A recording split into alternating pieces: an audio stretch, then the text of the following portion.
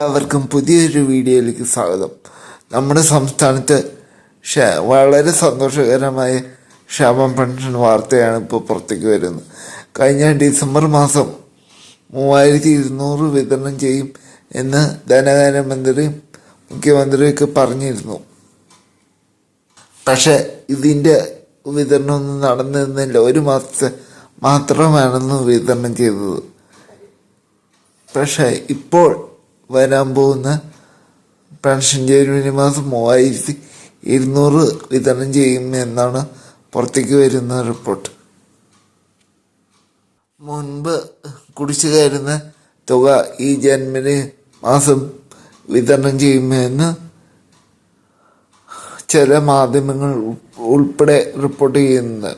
അങ്ങനെയാണെങ്കിൽ നടപ്പ് മാസത്തെ 1600 കുടിശ്ശിക തുക 1600 മൊത്തം ടോട്ടൽ 3200 ആയിരിക്കും നമ്മുടെ ബാങ്കിൽ എത്തിച്ചേരുക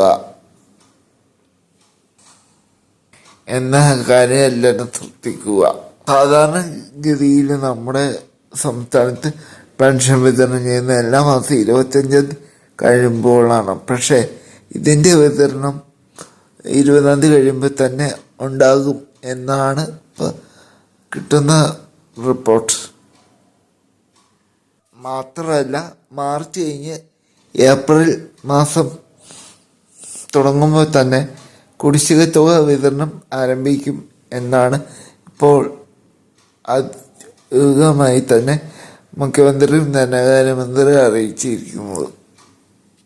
സന്തോഷകരമായ ഒരു വാർത്ത തന്നെയാണ്. ഇത് സർക്കാർ തന്നെ അറിയിച്ച കാര്യമാണ്. ഈ മാസം 3200 തന്നെ വിതരണം ചെയ്യുന്നത്. അതുകൊണ്ട് തന്നെ നമ്മൾ അറിയിക്കുന്ന കാര്യങ്ങൾ സത്യസന്ധ വാർത്തകൾ തന്നെയാണ്. സർട്ടിഫിക്കറ്റ് സമർപ്പിച്ച എല്ലാവർക്കും ഈ മാസം കഴിയുമ്പോൾ തന്നെ, ഈ മാസം 20 തീയതിക്കുള്ളിൽ തന്നെ ക്ഷേമ പെൻഷൻ ബാങ്ക് അക്കൗണ്ടിലും കൈകളിലും എത്തിച്ചേരും. അപ്പോൾ ഇതുപോലത്തെ ക്ഷേമ പെൻഷൻ വാർത്തകളെ ഈ ചാനലൊന്ന് സബ്സ്ക്രൈബ് ചെയ്യുക, സപ്പോർട്ട് ചെയ്യുക, ഷെയർ ചെയ്യുക, കൂടുതൽ ആൾക്കാരിലേക്ക് അറിവുകൾ എത്തിക്കുക.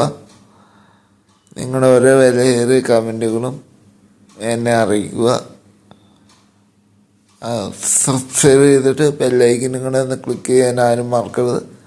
വീഡിയോ ഫുള്ളായി കാണാൻ ശ്രമിക്കുക.